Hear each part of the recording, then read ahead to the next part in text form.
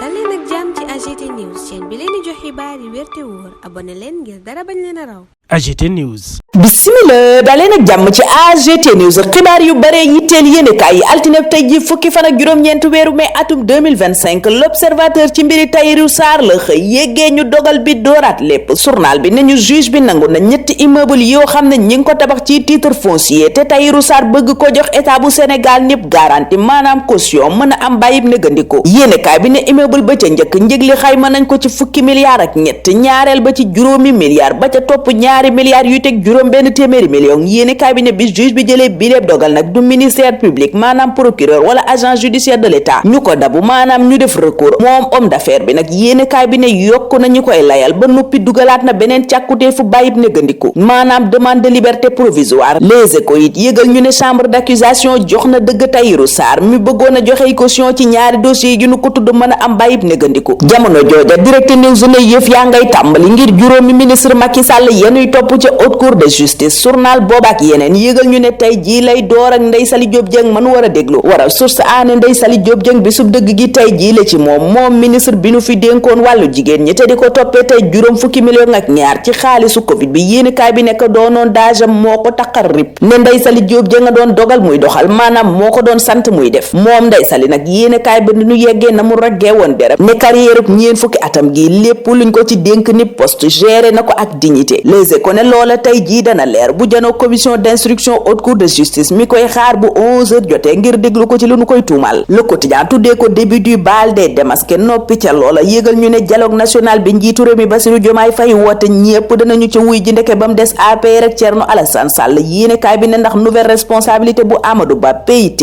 ak acte bu Abdoul Mbaye ñoom ñépp neenu daan wuy ji Sud Quotidien ne waaye wuy ji googa am na ci lu mu tegu le 8 mai de l'opposition la yéenekaay bi wax ci xëtam gu njëkk nenu parti de l'indépendance et du travail di PIT xamle na nañu danañu wuy ji waaye nag ñu ne seen bokk ci dialogue boobu amuñu ca benn yaakaar ndax nguur gi fi ne tey wone na ni lum dige du ko def alliance pour la citoyenneté et le travail di acte moom ma ngay am yaakaar ne dialogue bi du doon rek ngir def lu fi daan am wala diversion politique waaye dana doon waxtu woo xam ne waxtu bu waxante dëgg la ak joyanti bugaan waxtu woowa ca laas ak yeneen yéenekaay ma ngay waxi dëggam ci demuk Ousmane Sonko gi ca Burkina Faso ca journal booba mu ne Sénégal daal dafa mel ni rek ku topp ci ginnaaw nguur yi nga xam ne ay militaire dañ ko foqati ca tribune it moom bugaan loola la wax ne Ndakaaru warta topp ci ginnaaw kenn moom kay moo war a jiite ñaawloo noona demuk Ousmane Sonko gi ca Burkina Faso yor bi waxtu woowa ma ngay rafetlu nanu teertoo njiital gouvernement bu Sénégal ca Ouagadougou yéenekaay bi ne Ousmane Sonko tapis rouge lañu ko lalal ca Burkina Faso Sénégal ak Burkina Faso yéenekaay bi ne seeni jëflante ci wàllu njënd ak njaay maanaam échange commerciaux yokk nanu ko xeexuk terrorisme bi it yéenekaay bi ne fas nanu caa yéene ànd Thomas Sankara la ko taxoon di xeexit yéenekaay bi ne fàttaliku waat nan ko loola mën a am njeexital ci ñaari réew yi takkandeerub Thomas Sankara sax Vox Populi gis ne wala ngaan na ba Ndakaaru keroog ba nuy delloo njukkal Landing Savané journal bi yéegee ñu seede yi soxna Landing Savané yëkkati jëme ci Thomas Sankara mooma Marie Angélique ne ba ñu ne ëllëg lañu koy faat moom Thomas Sankara woote na fi téléphone fekk Landing daa tukki mu ne ma xamal ko ne sama digganteeg Blaise neexatul muy dellu si ci diggante Landing Savané moom ak Blaise Compaoré ak ni mu ko ñemee woon wax dëgg yéenekaay bi ne ci dëggoom taxawaayam ak gëm Sénégal ak gëm gauche bi delloo nañ ko ci njukkal moom Landing Savané mi yéenekaay bi méngale patrimoine national méngali ko it akub monument laas it dellu si waat ci njukkal googa ñu ko doon delloo samedi bii nu weesu moom Landing Savané tuddee ko le dernier mohican d'une gauche affaiblie junjee noona néew doole gi nu nemmeeku ci gauche bu Sénégal yéenekaay bi di réew mi quotidien waxtu woo mel ni ku naan kii ne ci yoonuk néew doole kay mooy FPDR mi ñàkk Anta Babacar Ngom yéenekaay bi ne moom jiital ARC rocceeku na ci front pour la défense de la république Walf Quotidien yi dëggal ko ne Anta Babacar Ngom lâche le FPDR journal ba ne fi mu ne nag moom Anta dafa fas yéene dem ak cëggal guyam point actu Vox Populi it loola la ñu xamal ne Anta Babacar Ngom nee na génn na ci FPDR waaye nag ba tey ci opposition bi la bokk dialogue politique bi président Bassirou Diomaye Faye woote nag dana wax ndax dana ca bokkam déet fii ak diir bu gàtt waxtaan wa Ousmane Sonko sekk ak Arona Dia ca Burkina Faso point actu ne mu gudd ak mu gàtt mën naa am lu mu soppi ca APR rawatina ak seen digganteeg Ousmane Sonko yéenekaay bi ne ndax dialogue bii njiitu réew mi Bassirou Diomaye Faye woote ñaar fukki fan ak juróom juróom-ñett weeru mai bii nu dëkmal ku mayuwul Abdoulaye Daouda Diallo mën na caa teew. Abdoulaye Daouda Diallo mooma journal bi ne moo fi doon woote APR authentique maanaam APR bi nga xam ne mooy bi njëkk ba di bu wóor bi yéenekaay bi ne moom ADD nag taxawaayam ca boobaleb dialogue dana am lu bare bari lu muy tekki. journal booba it xabaar ñu ne lataa élection présidentielle bi am na ku jege lool Ousmane Sonko ku dem ca Burkina Faso gisi ji Arona Dia mooma APR googa mu bokk nag yéenekaay bi ne daa mel ni ci yoonu tas la ne. opposition bi nuru it ku ne ci yoonu tas l'info moom la xëy di càmbar ay jafe-jafem tuddee ko les grosses stars de l'opposition yéenekaay bi ne bokk na ci seen jafe-jafe bu njëkk conflit de génération maanaam ñi nga xam ne bokkuñu génération te sekk boobaleb opposition waaye it wuute gis-gis gi ak style yéenekaay bi ne bu weesoo loola nag kenn ci ñoom buggut sa morom jiite la ndax ku ne jàpp nga ne yaa gën ka ca des